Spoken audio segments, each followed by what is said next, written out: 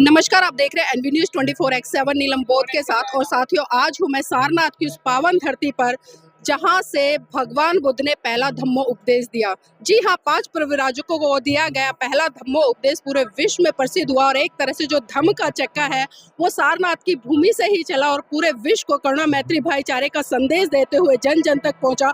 और आप देख सकते हैं कि जो यहाँ पर धम्मचक्र पूजा है उसका आयोजन किया गया। 15 तारीख से लेकर 21 तारीख तक अंतर्राष्ट्रीय धम्मचक्र पूजा सारनाथ में हो रही है और यहाँ पर कई देशों के भिक्षु संघ उपस्थित है, वो लोग आए हैं और कितनी खूबसूरती के साथ में ये चारिका है पूरे विश्व को शांति का संदेश देते हुए, करुणा का संदेश देते हुए एक सूत्र में पिरोकर सबको एक तरह से प्रेरित कर कर आगे बढ़ने की प्रेरणा देती है। और हम कह सकते हैं कि आप देखिए ये खूबसूरत दृश्य सारनाथ की पावन धरती से छोटे छोटे मौक हाथ में पंचशील का ध्वज लेकर चल रहे हैं। तो मैं एक बार कैमरामैन से चाहूंगी वो पूरा दृश्य है जो उसको दिखाएं।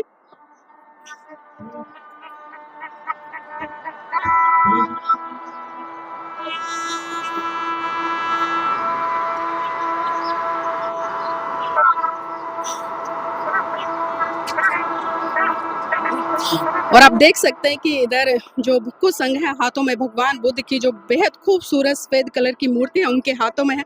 और यहाँ पर भंते शिवली जी भी हैं, उनसे भी जुड़ने का प्रयास करूंगी और जानने का प्रयास करूंगी जो अंतर्राष्ट्रीय धम्मचक्र पूजा ये हो रही है इसका उद्देश्य क्या है और पूरे विश्व को इस पूजा के माध्यम से, इस यात्रा के माध्यम से क्या संदेश देना चाहते हैं। भंते जी, आपका स्वागत है एनबी न्यूज में। हाँ जी, हाँ जी। भंते जी, जो अंतर्राष्ट्रीय धम्मचक्र पूजा हो रही है इसका उद्देश्य क्या है? ये एक्चुअली हम लोग विश्व शांति हेतु धम्मचक्र पूजा की पाठ कर रहे हैं। ये पहली बार सभी जो हमारे बुद्धिज्म के ट्रेडिशंस हैं, 3 थेरवाद, महायान, वज्रयान, 3 एक साथ मिलकर पहली बार कार्यक्रम, 7 दिवसीय कार्यक्रम। इसका मेन उद्देश्य है यही से बुद्ध की संदेश दुनिया को गए आज के 25-26 वर्ष पहले। तो आज हम लोग मिलके विश्व में जो हर जगह में आजकल जो बहुत सारे परेशानियां हैं जो मानवता क्राइसिस में है, तो इसीलिए हम लोग सब मिलके जहाँ से शांति पाठ का शुरुआत हुआ है, करुणा मैत्री का संदेश, तो हम लोग फिर से यहाँ जागरूक करने का और इस संदेश को दुनिया को भेजने का यही हमारा प्रयास है। ये काफी सफल है। काफी देशों से लोग यहाँ अभी ऑलरेडी मौजूद है, बहुत सारे लोग। तो इसलिए ये बहुत जगह के लिए नहीं, पूरा मानवता के लिए, मानवता में शांति है, यही हमारा संदेश है। जी भंते जी, भगवान बुद्ध के धम्म को हम देखें और धम्मपद की गाथाओं को देखें तो सारी गाथाएं कहीं ना कहीं मनुष्य के कल्याण के लिए, प्राणी मात्र के लिए है। और बहुत सारी गाथाएं ऐसी है जो साफ साफ संदेश देते कि ना ही वेरण वेरणी समंती कुथा चनंग वेरण च समंती ऐसे धम्मो सनातनो। लेकिन आज भारत देश में हम देख रहे हैं कि तरह तरह की चीजें उठ रही हैं, आए दिन कलह कलेश हो रहा है परिवारों में, या हम एक तरह से बड़े स्तर पर देखें तो क्या लगता है जो आज बुद्ध के विचार है उनकी भारत को बहुत ज्यादा जरूरत है या? हाँ, ये भगवान बुद्ध की जो संदेश एक्चुअली हमेशा के लिए जरूरत है, क्योंकि मानवता की जो क्राइसिस है, मानवता के जब पतन हो जाता, धर्म से पतन हो जाता, तो इसलिए बुद्ध की जो सनातनिक धर्म है ना, बुद्ध की धर्म है सनातनिक संदेश, वो हमेशा दुनिया में शांति फैलाने का काम किया है, पहले भी आज भी, तो आने वाले समय में भी। इसलिए ये हम सबका कर्तव्य है इस संदेश को हम लोग जन जन तक पहुंचाना, हर देश में पहुंचाना। तो यही प्रयास में हम लोग भारत से ही विश्व को ये संदेश भेजे हैं। हमारे भारतीय भिक्षु सम्राट अशोक के समय, तो चाहे आप Sri Lanka, Thailand, Burma, Vietnam, Japan, Korea, हर देशों में भारतीय भिक्षु संघ ये संदेश फैलाया है। इसलिए उस सारे देशों में शांति का संदेश, एक नए सभ्यता, सिविलाइजेशन का शुरुआत हुआ।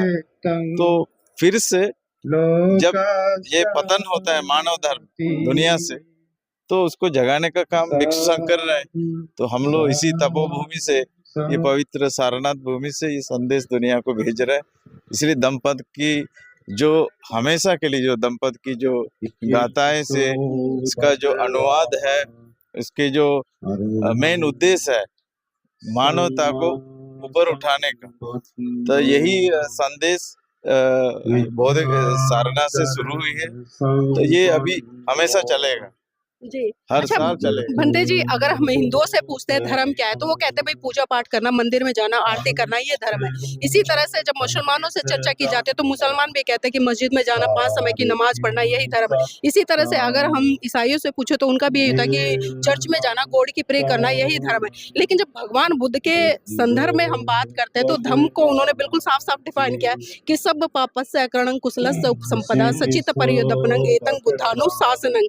तो इस तरह का खूबसूरत धर्म तो बंदे जी, इतना खूबसूरत धर्म जो कि पूरे विश्व में गौरवान्वित होता है, लेकिन आज कहीं ना कहीं भारत की धरती और खासकर भारत में एक राजनीतिक पहलू पर हम चर्चा करें तो वो लोग इस विचारधारा को नकारते क्यों नजर आते हैं?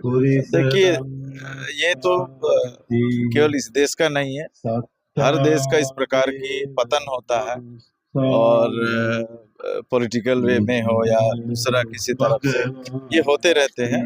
लेकिन हम लोग को धर्म और पॉलिटिक्स ये दो अलग अलग, इसलिए हम लोग धर्म पॉलिटिक्स में नहीं मिलाते, धर्म अलग से चले, मनुष्य के और कल्याण के लिए। बस मनुष्य के उत्थान के लिए धर्म, बुद्ध के धर्म हो या दूसरा भी धर्म हो, अगर कोई मिलावट करे वो सफल नहीं होगा, फिर मानवता का भ्रष्ट होगा, मानवता पतन होगा। इसलिए हम लोग उसको मिलाने का, मिलावट करने का काम नहीं करते। धर्म हम हमेशा अलग से देखते हैं, जो मानव का उत्थान के लिए, मानवता के उत्थान के लिए। इसी दृष्टिकोण से बुद्ध की धर्म आगे बढ़ रहा है दुनिया में। 2500 वर्ष के बाद भी आज भी उतना विराजमान, महत्वपूर्ण है, रेलेवेंस है, और जैसे 2500 वर्ष पहले थे। इसलिए आने वाले समय जैसे जैसे जैसे जो साइंस का ज्यादा डेवलप होता है, तो बुद्ध की संदेश भी ज्ञानी का संदेश कहता है, बुद्धों की संदेश है। इसलिए ये मानवता को बढ़ाने के लिए मुझे लगता है आने वाले समय में बुद्ध के संदेश पूरा विश्व में फैलेगा। तो मतलब साफ ये कह सकते हैं कि जो बुद्ध का धर्म है वही विज्ञान से मेल खाता है, अन्य तो मतलब काल्पनिक है और तरह से देखते हैं। हाँ जी, बिल्कुल। बुद्ध के जो भी अगर हम लोग जो बाकी जो ट्रेडिशन, संप्रदाय, ये सब हटा के जो मतलब इस प्रकार की जो पूजा अर्चन है, ये सब हटा के अगर देखा जाए तो शुद्ध धर्म मिलेगा, शुद्ध मानवता मिलेगा। तो बस सिंपल से एक मानवता की संदेश है, मतलब शुद्ध देसी घी है, जो बौद्ध धर्म को अपनाएगा, उसको धारण करेगा, उसका विकास होगा ही होगा। धर्म की मतलब है धर्म तो धारण करे तो धर्म, ये कहता है। तो इसलिए जब तक धारण नहीं करेंगे, केवल पूजा पाठ में ही रहेंगे, अपने जीवन में नहीं उतारेंगे और दूसरे को भी अनुपालन कराने के लिए प्रयास नहीं कराएंगे, तो धर्म पतन होगा, हानि होगा। जी जी, बहुत बहुत धन्यवाद बंदे जी हमारे साथ जुड़ने के लिए। तो आप देखिए, मैं बार बार बात कर रही हूँ कि आज भारत की धरती कहीं ना कहीं फिर से उस बुद्ध की विचारधारा से लबालब हो रही है। फिर से आपको चारों तरफ बुद्ध की वो विचारधारा, बुद्ध के वो सिद्धांत, बुद्ध का वो एक तरह से दृश्य आपको देखने को मिल रहा है, और सारनाथ की ये पावन धरती। और अभी हम आपको लेकर चलेंगे सीधा धम्मेक स्तूप पर। जी हाँ, धम्मेक स्तूप ऐतिहासिक स्तूप है, और ये वही स्तूप है जहाँ से भगवान बुद्ध ने पहला धम्मो उपदेश दिया था। तो ये वही पावन धरती, वही ऐतिहासिक धरती। तो आइए इस धरती को आज हम नमन करते हैं और आपको लेकर चलते हैं इस ऐतिहासिक धरोहर पर।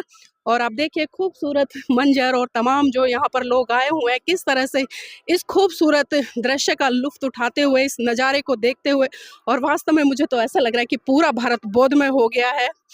तो मैं थोड़ा सा आगे चलूँगी और बनते चंदीमा जी आगे जा रहे हैं, उनसे भी जुड़ने का प्रयास करूंगी और जानने का प्रयास करूंगी कि जो ये ऐतिहासिक धम्मचक्र पूजा हो रही है, जो कि अंतर्राष्ट्रीय लेवल पर हो रही है, बहुत सारे देशों के बौद्ध भिक्खु यहाँ पर आए हैं, तो इस पल को, इस क्षण को किस तरह से महसूस लोग कर रहे हैं और किस तरह से लोग अपनी अपनी भूमिका यहाँ पर निभा रहे हैं।